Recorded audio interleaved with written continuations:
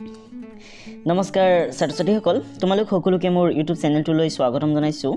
আজি মই তোমালোকলৈ লৈ আহিছোঁ পঞ্চম শ্ৰেণীৰ পৰিৱেশৰ 7 নম্বৰ পাঠ অসমৰ সংস্কৃতি নামৰ পাঠটিৰ প্ৰশ্নৰ উত্তৰকেইটা।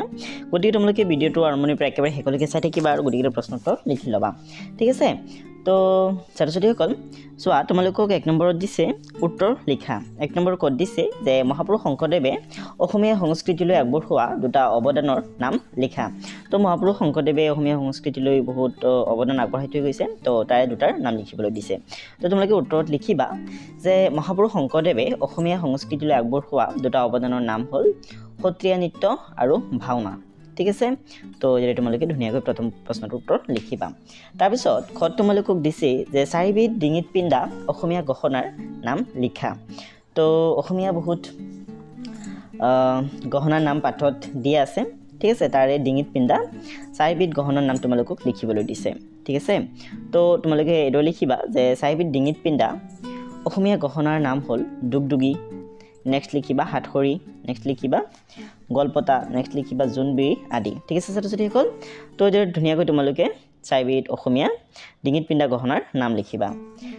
ঠিক আছে, আৰু তোমালোকে পাঠটো পঢ়িবা। পাঠটোত এইবিলাক মানে একেবাৰে ডিটেইলত আলোচনা কৰা হৈছে। পাঠটো সিমান ডাঙৰ নহয় আৰু বহুত ইম্পৰ্টেণ্ট পাঠ হয়। পাঠটোৰ পৰা ভিতৰৰ পৰা প্ৰশ্ন আহিব পাৰে, গতিকে তোমালোকে পাঠটো ধুনীয়াকৈ পঢ়িবা।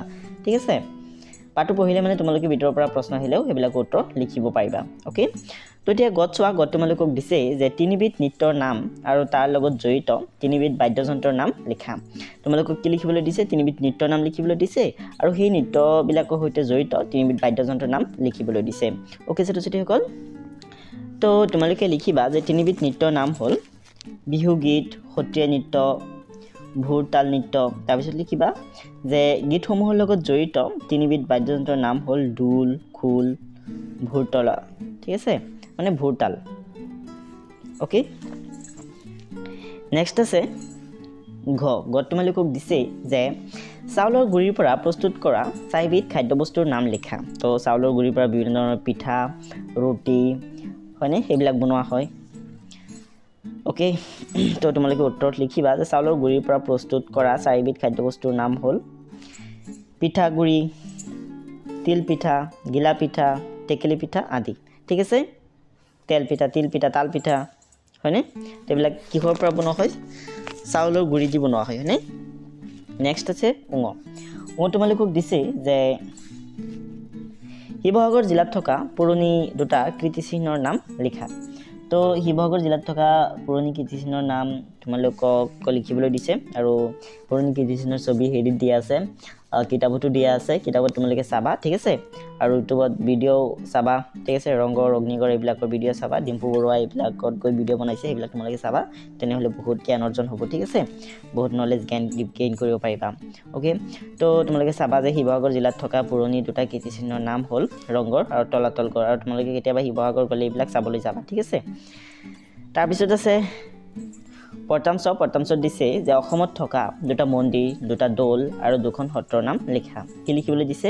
অসমত থকা দুটা মন্দিৰৰ নাম লিখিবলৈ দিছে, দুটা দৌলৰ নাম লিখিবলৈ দিছে আৰু 2খন সত্ৰৰ নাম লিখিবলৈ দিছে।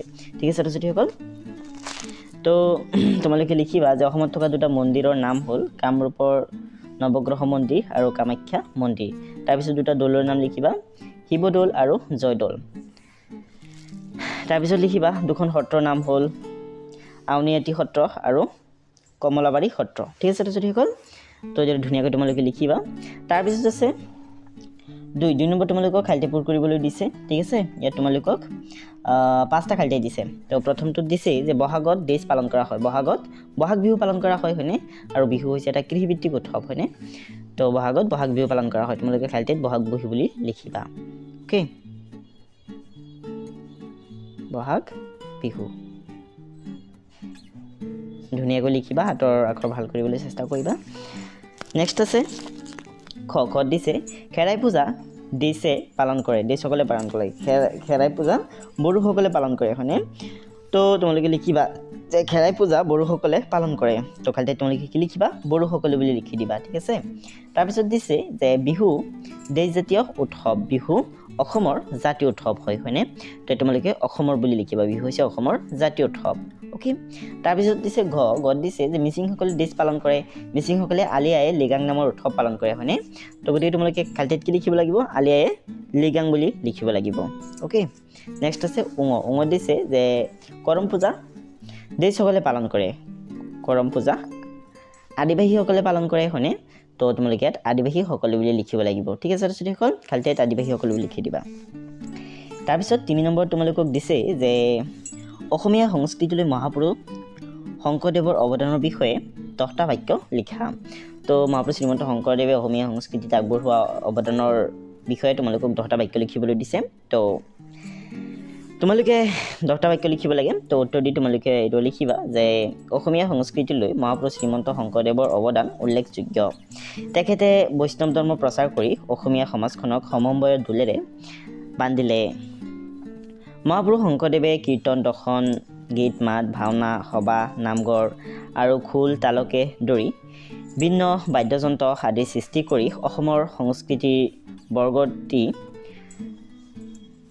সুধীৰ কৰি থৈ গৈছে তাৰপিছত লিখিবা যে মহাপুৰুষ শ্ৰীমন্ত শংকৰদেৱে সৃষ্টি কৰা নামঘৰক জাতীয় নাটশালা কোৱা হয় তাৰপিছত আছে যে য'ত ভাওনা সবাহৰ উপৰি সমাজক আগুৱাই নিয়াৰ চৰ্চা চলে তেখেতে সৃষ্টি কৰা সত্ৰীয়া নৃত্যই ভাৰতীয় নৃত্যকলাৰ লগত ফেৰ মাৰিব পৰা হ'ল ঠিক আছে তো ছাত্ৰ ছাত্ৰীসকল তোমালোকে এইদৰে ধুনীয়াকৈ 3 নম্বৰৰ প্ৰশ্নৰ উত্তৰ লিখি ল'বা ঠিক আছে মহাপুৰুষ শ্ৰীমন্ত শংকৰদেৱৰ অসমীয়া সংস্কৃতিলৈ বঢ়াই থৈ যোৱা অৱদানৰ বিষয়ে ঠিক আছে তো এইদৰে ধুনীয়াকৈ তোমালোকে লিখি ল'বা লাগিলে স্ক্ৰীনশ্বট লৈ ল'ব পাৰা ওকে তাৰপিছত তোমালোকক চাৰিত চমুটোকা লিখিবলৈ দিছে ঠিক আছে তো তোমালোকে এতিয়া চমুটোকা লিখিব লাগিব বিহুৰ ওপৰত প্ৰথম চমুটোকাটো লিখিবা তো একেবাৰে চমুকৈ লিখি নিছোঁ তোমালোকৰ কাৰণে অসমৰ জাতীয় উৎসৱ বিহু হৈছে অসমৰ জাতীয় উৎসৱ হয়নে বিহু 3টা বহাগ মাহত বহাগ বা ৰঙালী বিহু মাঘ মাহত মাঘ বা ভোগালী বিহু আৰু কাতি মাহত কাতি বিহু ঠিক আছে বিহু 3টা হয় ঠিক আছে নেক্সট আছে বহাগত কৃষকে পথাৰত নগুটি সিঁচে আৰু মাঘত খেতি চপায় কাতিত বৰা পথাৰ এখন কামনা কৰে আৰু খেতিডৰা পোক পৰুৱাৰ পৰা ৰক্ষা কৰিবলৈ চাকি জ্বলায় ঠিক আছে ঠিক হ'ল তো এইদৰে লিখিবা তাৰপিছত আছে পুতলা নাচ তো পুতলা নাচৰ ওপৰত কেইহেৰিমান বাক্য লিখিব লাগে ঠিক আছে তো তোমালোকে পুতলা নাচৰ বিষয়ে এইদৰে লিখিবা যে পুতলা নাচ অসমৰ সংস্কৃতিৰ জগতখনত অতি প্ৰাচীন কালৰে পৰা প্ৰচলিত হৈ অহা এটা নাট্য অনুষ্ঠান হৈছে পুতলা নাচ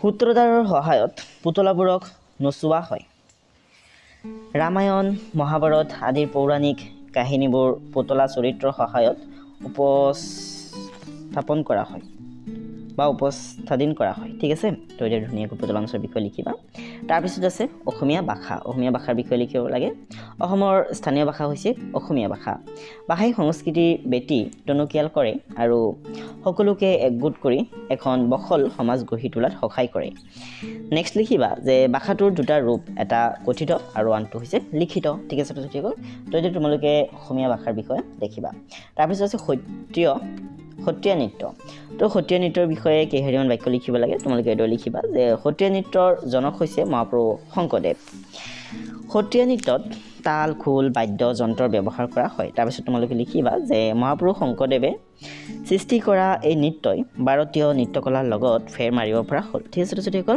তো তোমালোকে এইদৰে ধুনীয়াকৈ সত্ৰীয়া নৃত্যৰ বিষয়ে লিখিবা তাৰপিছত আছে উৎসৱ পাৰ্বণৰ বিষয়ে তোমালোকক লিখিবলৈ দিছে তো এইদৰে লিখিবা যে প্ৰতি জাতি জনজাতিৰ নিজা নিজা জাতীয় উৎসৱ আছে যিবোৰ জাতিৰ সকলোৱে মিলি উদযাপন কৰে তথ্যবিলাক কোনো এটা জাতিৰ যি উৎসৱ আছে সেই উৎসৱটো সেই জাতি সকলোৱে মিলি উদযাপন কৰে হয়নে নেক্সট লিখিবা যে অসমৰ শতকৰা ৭৫% মানুহ কৃষিৰ লগত জড়িত বাবে জাতি জনজাতি সকলোৱে মিলি বিহু উৎসৱ উদযাপন কৰে কাৰণ তোমালোকে নিশ্চয় জানা যে বিহু হৈছে এটা কৃষিভিত্তিক উৎসৱ ঠিক আছে সেইকাৰণে অসমৰ প্ৰায় সকলোৱে বিহু উৎসৱক মিলিজুলি পালন কৰে নেক্সট আছে বিভিন্ন জাতি জনজাতিৰ লোকসকলে নিজা নিজা ৰীতি নীতিৰে তেওঁলোকে উৎসৱ পালন কৰে নেক্সট আছে যে উৎসৱ পাৰ্বণৰ যোগেদি জাতিৰ সংস্কৃতি প্ৰতিফলিত হয় কিছুমান উৎসৱ ধৰ্মৰ সৈতেও জড়িত ঠিক আছে যেনেকৈ নেকি মুছলিমসকলে হেৰি কৰে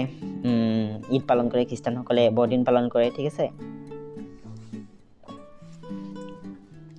নেক্সট আছে 5 নম্বৰ তোমালোকক দিছে যে কংহৰ লগত খংহ মিলোৱা। কংহৰ লগত তোমালোকক খংহ মিলাবলৈ দিছে, ঠিক আছে। ক'ত আছে?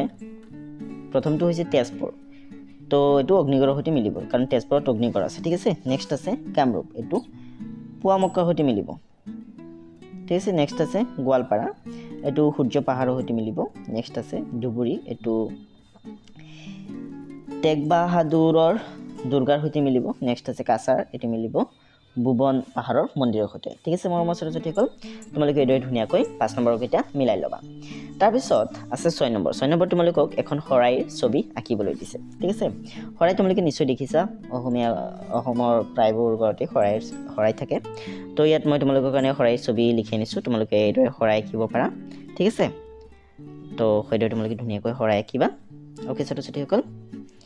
নেক্সট চোৱা, শৰাই এটা ছবি আঁকি আনিছোঁ। মই ভাবিছিলোঁ 2টা আঁকি দেখুৱাম তোমালোকক, যোনটো তোমালোকে ভাল পোৱা সেইটো লিখিবা। তো যিয়ে নহওক এটা ছবি মাত্ৰ লিখি আনিছোঁ, তোমালোকে এইদৰে শৰাই এটাৰ ছবি আঁকিবা, ঠিক আছে ছাত্ৰ-ছাত্ৰীসকল।